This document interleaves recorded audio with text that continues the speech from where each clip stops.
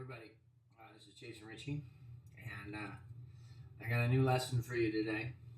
It's been a little bit, and there should be some regular ones coming up. Additionally, this is my new computer here, and I'm going to be doing some Skype lessons. I don't know when that's going to happen, probably 5 or 6 days from now, but don't quote me on that. There's always setbacks. A few people wrote in about what is a tongue flutter, okay? What is a tongue trill? Okay, so I'm going to discuss tongue flutters and tongue trills, along with something else called a tongue, that I call a tongue stutter. Oh, I hope that didn't ruin everything. Anyway, so let's talk about it. The first thing you need to know when you're approaching a tongue flutter or a tongue trill, okay, is how to tongue block, okay? Primarily how to tongue block octaves, okay? At least for the tongue flutter, you need to tongue block octaves. So you got to put your mouth over the first 4 holes right here of the harp, and then block these 2 in the middle, playing only the holes, like for example 1 and 4 blow or 1 and 4 draw.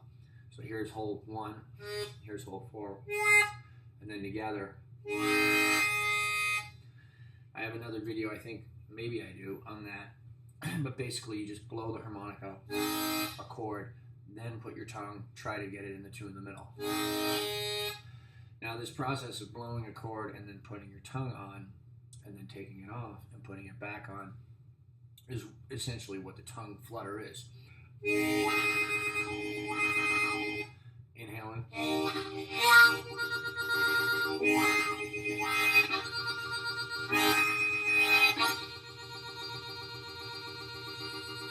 Now when I'm doing it, I'm not really using the tip of my tongue like a little pointed arrow. I'm using kind of the flat part. I'm making my tongue into a point, but I'm flattening the front of it.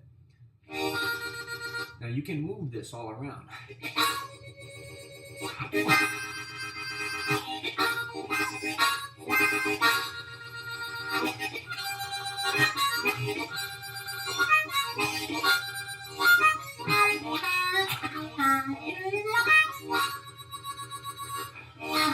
Okay, and typically, you end a lot of people end a piece of music with this.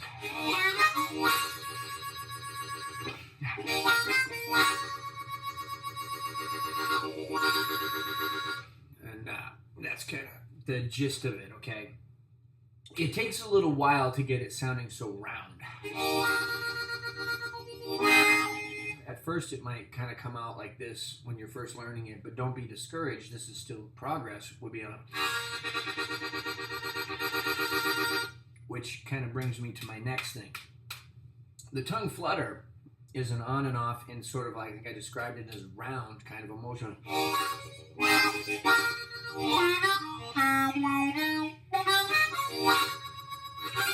Okay, and you can use it anywhere.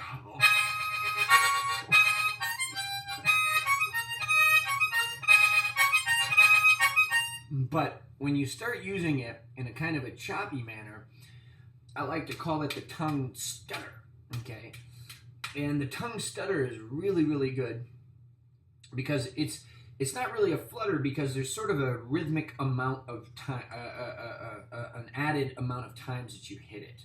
So it's not just an on and off and kind of indefinite thing. You're kind of feeling out, you're dictating the groove, okay? For example, like if I were to play a shuffle, the old bass line boogie woogie.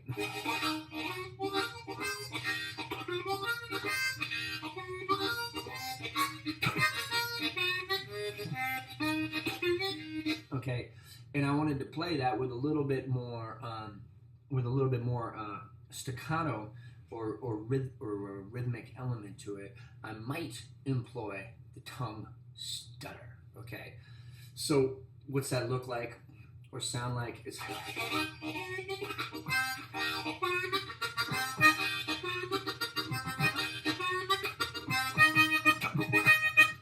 a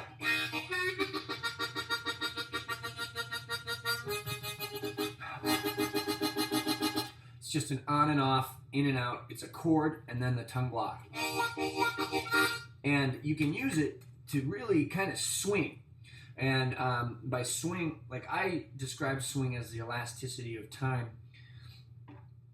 Claire Condon says she calls a swing an intentional stutter. Okay, like a boom, boom, boom, boom, boom, boom, boom, boom, boom, boom, boom. So it slows down and then it kind of catches up. I kind of like that definition, and it certainly goes well with the tongue stutter since it's an intentional stutter.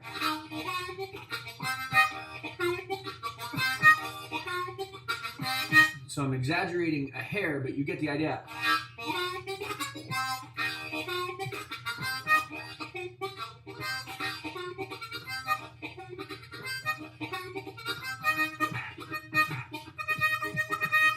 And it's just this kind of old-timey kind of sound, but it really kind of helps you make the beat instead of just...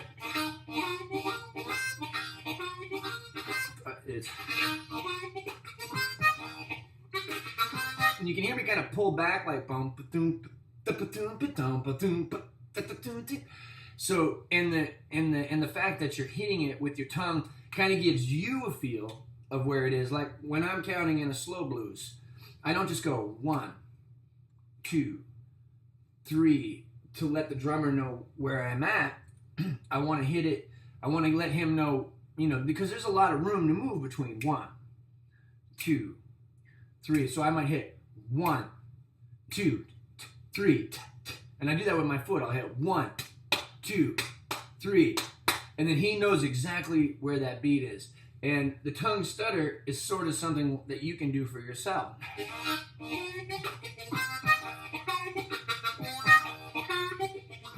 And once you can feel exactly where that beat is, you can begin to screw with it a little bit. In other words, pull it back and catch up to it.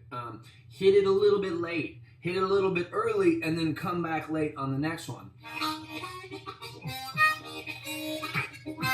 And all these different elements that, like, you might hear Little Walter do or Big Walter do, and some of the great guys, is one of the things they do. So, hold on. So next is the tongue trill. I shouldn't even be talking about this because I can't do it. Okay, and I'm not going to discourage anybody from trying, but I think it might be genetic. Okay, I'm totally serious about that. Some of my friends and students, they do it the first day, and I spent 20 minutes every day for 3 years and couldn't get it. This is what it is. If you remember, I told you that a tongue block is the first 4 holes of the harmonica. So what you do is you block the first 3, okay, like this, with your tongue, and just play the 4 draw, okay, or the 4 blow, whatever, out of the right corner of your mouth, right here. And then you move that up 1 and just play the 1. So it's no different than playing just, holes 4 and 5 back and forth, except you got 2 holes in between, and you're just moving your tongue from isolating holes 1, 2, and 3, and then isolating holes 3, 4, and 5, and playing 1. Playing hole 4, isolating 1, 2, and 3, then playing hole 1 and isolating 2, 3, and 4. I can't do it. I'm terrible at it. Anyway, a lot of you who watch this will do it immediately after I just showed you that, if you can understand my jargled description. But some of the great guys at it are like Dennis Grunling, Kim Wilson, Little Walter, of course. Mark Hummel's very good at it. Who else? R.J. Harmon is good, and Jay Gaunt. Both of those guys were good guys. For younger guys, are just amazing at that tech. It's a little bit rounder of a sound. It's a little bit rounder, and it's a little bit rounder than the tongue flutter. Now you can also grab an octave, like say example the 2-5 split, as we call it, playing holes 2 and 5 and blocking holes 3 and 4, and play a, which is like an octave trill.